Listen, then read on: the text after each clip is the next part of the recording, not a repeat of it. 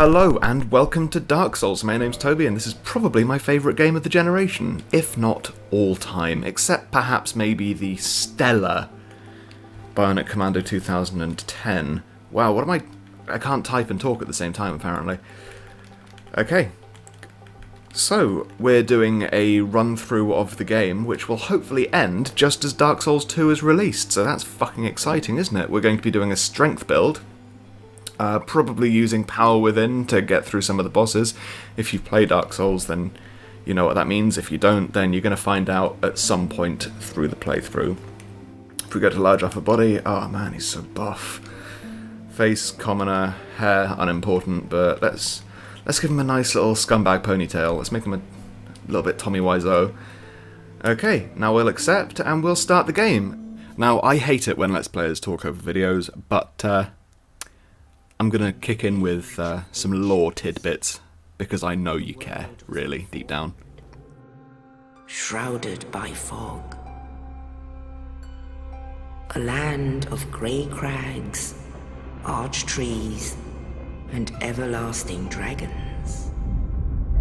Now, dragons aren't just like big lizards, as far as Dark Souls is concerned. They're actually a part of the world. They're made of stone, they're fucking badass, and God kills them with lightning bolts.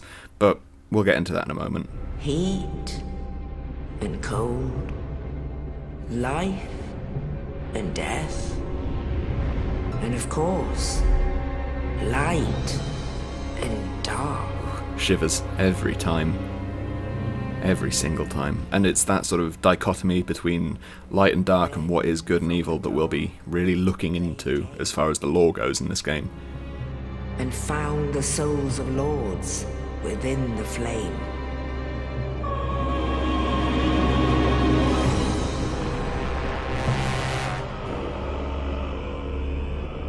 Nito, the first of the dead. Now, I don't know if that means he died first, or if he's like the king of the dead, but I do know that he is a skeleton made of smaller skeletons. The Witch of Izalith, and her daughters of Chaos.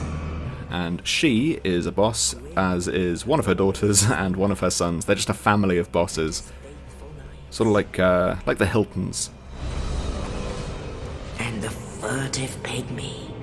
So easily forgotten. In fact, that last dude that we saw was Gwyn, and he's a boss, and the Furtive Pygmy is a boss in the DLC. I think everyone in this might be a boss. With the strength of lords, they challenge the dragons. Weirdly enough, that dragon that we just saw with like the mouth in the mouth, like an alien, that's sort of the design of the dragon god from Demon Souls. Like, none of the other dragons particularly look like it, and I think it's a callback, but I could be wrong. Nito unleashed a miasma of death and disease. And then we got this naked dude, Seath. Scales betrayed his own, and the dragons were no more. Fuck, if I was a dragon, I would definitely sit on top of a big pile of dead dragons and scream at the sky. That would be my idiom. Thus began the Age of Fire. And now we look at Lordran. But soon the flames will fade, and only dark will remain. So yeah, in case you didn't see, Gwyn kills the dragons, that brings about the Age of Fire, but the fires are going out. Even now, there are only embers. And man sees not light, but only endless nights. And amongst the living are seen carriers of the accursed dark side. The dark sign is a circle now. The circle, like wedding rings, symbolise sort of a never-ending bond, blah blah blah. Personally, I just think that it's a flaming circle and it's really fucking awesome, but you know, I could be wrong. I'm often wrong. In fact, you'll see me be wrong more often than not in this run. Dark Souls is set in Lordran, which is sort of the spiritual capital of a world in ruin. It's sort of like the Vatican, if the Vatican was set during a zombie apocalypse, which it sort of is. I mean, I'm not going to say anything about denying condoms or any of that good stuff. I mean, the current Pope, he seems to be kind of a nice guy. He sort of wants to fix all the sex abuse. Wow, this is kind of a heavy way to start a Let's Play, now that I think about it, talking about Catholic sex abuse. We are starting out in the Undead Asylum. The fact that I've chosen a bandit also in no way reflects upon the character that I'll have at the end. The starting classes, all I think it's 10 of them, are nearly ancillary. They merely define the starting stats, and the reason that I've chosen the bandit is because you have relatively high strength and endurance, which, oh god, look at my disgusting beef jerky body. Well, that means that I won't have to level up quite so much to use any of the weapons that I plan on using through the run. And it also means that we'll start quite close to my coveted 20 endurance, which is the... oh shit, here we fucking go. That right there is Oscar of Astora. Now, he's quite interesting in the lore, and we'll get onto him when we find him. But now, it's fucking time to begin. The excitement abounds. Now, I've never really been able to figure out whether or not him dropping the hollow with the key to your cell is intentional, but that, once again, is fairly irrelevant. But what isn't irrelevant is kind of quite a cool thing that I noticed the other day while playing, actually. I mean, I've put thousands of hours into this game, and I'm still noticing little things. That right there... oh boy. That's the Stray Demon. That's a boss that you'll fight later in the game. And the fact that it's stomping around in there, and that I didn't notice it until, what is it, nearly 2 years after the first game came out, is fucking crazy when it comes down to it. I mean, you can hear him stamping around after you fight the Asylum Demon, which is the tutorial boss in a moment.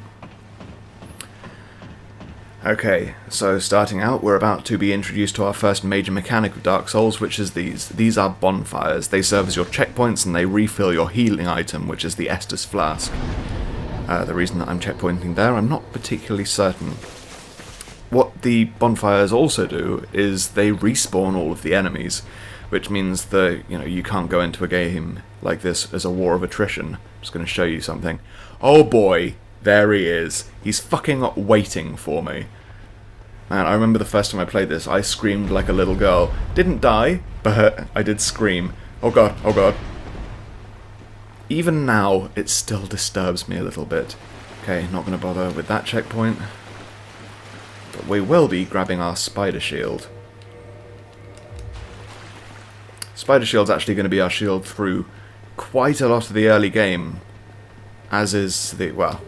as is this battle axe. I mean, it's not going to be my shield throughout most of the early game, but it's weird how much the starting equipment actually doesn't suck in this game. I mean, you can take maybe the broadsword if you're playing as the knight, and if you upgrade it enough, well, you can run through the whole game with the starting equipment, which isn't typical for an RPG. I mean, is this really an RPG? I mean, that's a discussion for another time. I mean, we've got 10 hours of this to get through. Okay, through here... oh, look at that havoc. Look at that havoc physics. Punting a brick. Would have hurt. This is Oscar again. Now, that was the only entrance to the room. But look, there's a hole in the ceiling, and he's dying. So from this, once again, we can infer that he was smashed in here. And what was he smashed in here by? The Asylum Demon perched on the roof. He doesn't tell you. I mean, he's telling me the entire story right now, and I've sort of skipped through it because I have heard it umpteen billion times, and it gives me something to tell you as we continue. Basically, there's a curse. The curse of the undead. And it's why all these guys aren't dying. It's why I look like beef jerky, and it's why... I mean, your character has been here for literally hundreds of years at this point, just sitting and rotting in a cell. Now, in Astora, which is where Oscar is from, there is the prophecy, which I just mentioned. The prophecy states that one undead will escape from the asylum and bring an end to the curse. And that's where you come in. You play as the chosen undead. Or do you? The reason that Oscar has come to the asylum is so that he can almost imprison himself and then escape, thus allowing him to be a part of the prophecy which he holds dear. Oh, God, lovely to counter. Fuck, I'll explain parrying at some point, but that felt great. Oh, the amount that this game actually feels good, even when you've played it for ages, is quite astonishing. Oh shit, plunging attack time. So yeah, he wants to embroil himself in the prophecy, become the chosen undead, and end the curse. Probably because in Astora, which is one of the neighbouring lands of... Oh, look at those iframes. God, that's disgusting. Okay. In Astora, one of the neighbouring lands, I can't believe I just got hit again, of Lordran, where the game takes place, the situation kind of isn't so great, I don't think. I mean, it's where Solaire's from. Solaire is another character in the game. But, I don't know, Oscar just sort of wants to be a hero. He's a knight. He's happy. He's like Don Quixote, if Don Quixote had a bacon face. I'm not gonna... Oh shit, here we fucking go. Cutscene number 2. And this is probably half the cutscenes of the game gone we're about to have, so that's exciting. We're about to see the crow servant of Velka, Snuggly. Only in the ancient legends it is stated that one day an undead shall be chosen.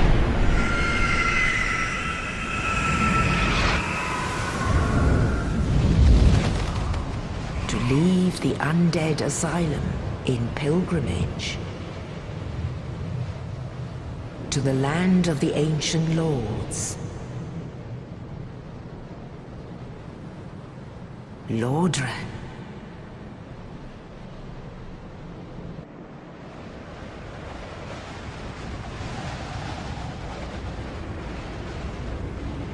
One thing I will say during this cutscene, which is rude of me, I know, is that you can actually see a lot of the game's architecture. We just flew by the Undead Parish, and you could see sort of a bridge that we'll be running over later where the Hellkite Drake lives.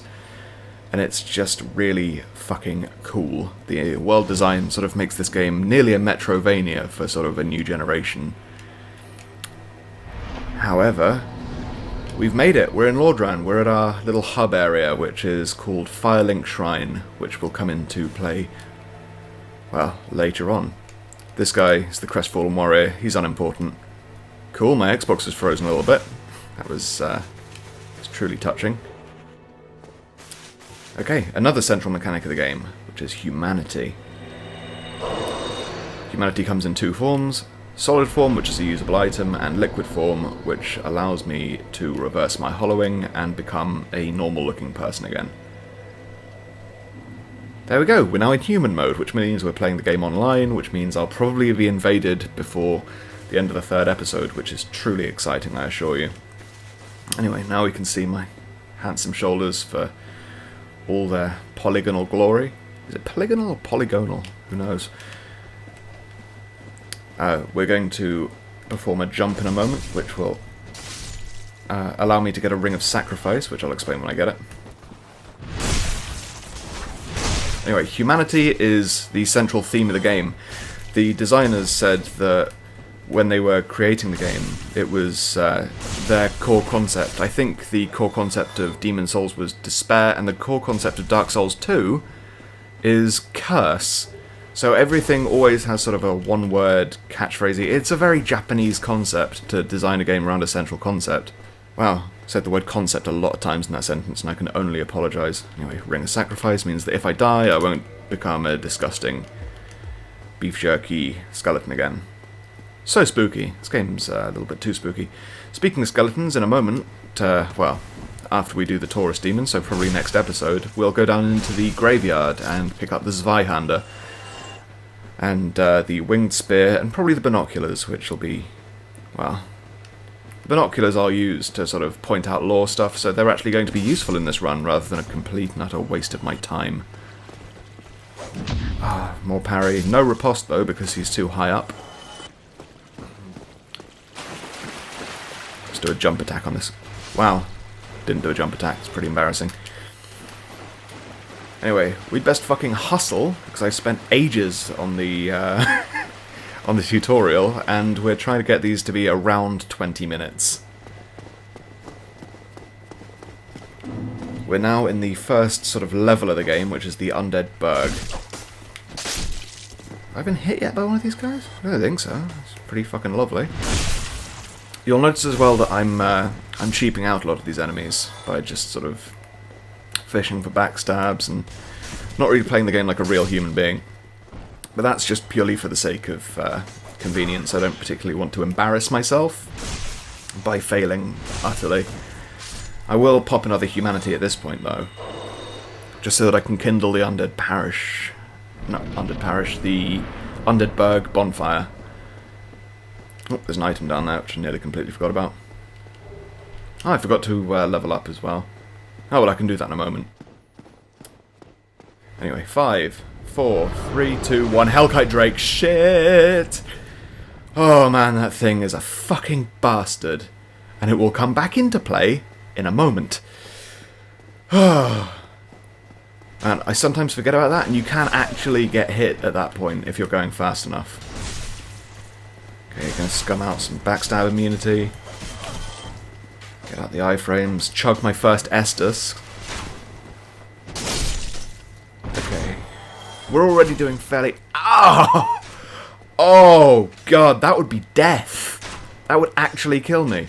I'm also going to go through here and get the wooden shield. Oh. Even thinking about how much that would hurt in real life is kind of making me feel a little bit uncomfortable. You know what, fuck it. I feel like I'm kind of loosening up. I'm getting into my groove. I haven't died to anything too embarrassing yet, which gives me a little bit of free rein to gloat, maybe. Okay, let's level up. We're going to get our endurance and our strength up. Usually I go for 20 endurance first, but you know what, fuck it. Nice. Without a helmet on, we can now fast roll. Oh, shit! Don't know what I was even thinking then. Oh, that would be lovely, actually. Come on, just die. We're going to engage in some jolly cooperation. This will probably be a good time to give you sort of an introduction to the co-op and the idea of covenants. Covenants affect PvP and PvE. They're all about the online play. There's various covenants throughout the game. The person who I'm trying to summon now is in the Sunlight Blade Covenant. I think it's the Sunlight Blade. No, Sunlight Blade's a miracle. What? Warriors of Sunlight, that's what they're called. And look at him. He's yellow. Not cowardly, just yellow. Okay, I don't know. What do you think you're doing? What do you... Let's go, come on. Okay.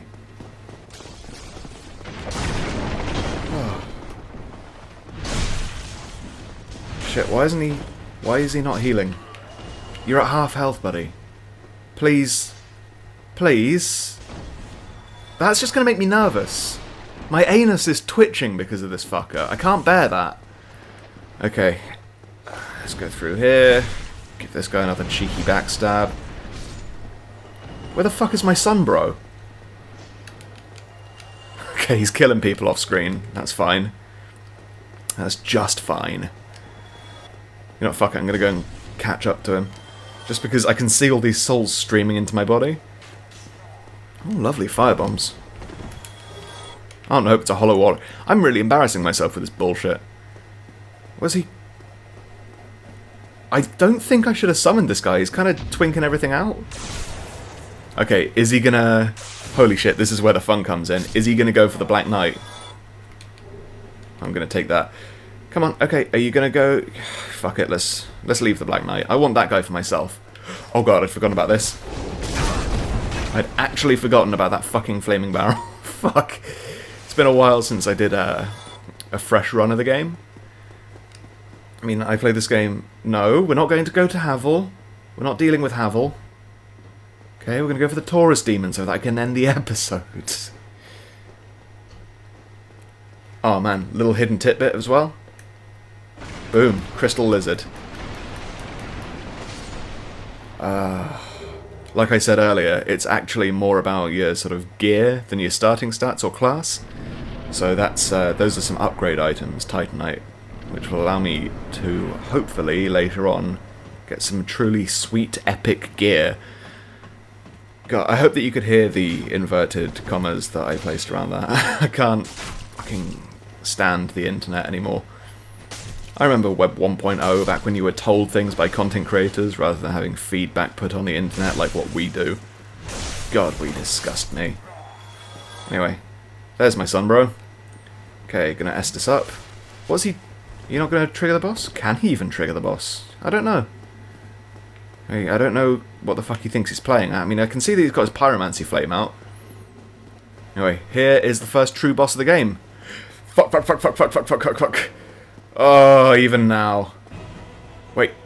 What are you... No! No, I want to do a plunging... Ah, fine. Holy shit. Can the last hit be mine? Oh, suck it. Now fucking what, son, bro? Now fucking what? Ah, lovely. Lovely. And because I beat the boss with the sun, bro, I got a sunlight medal.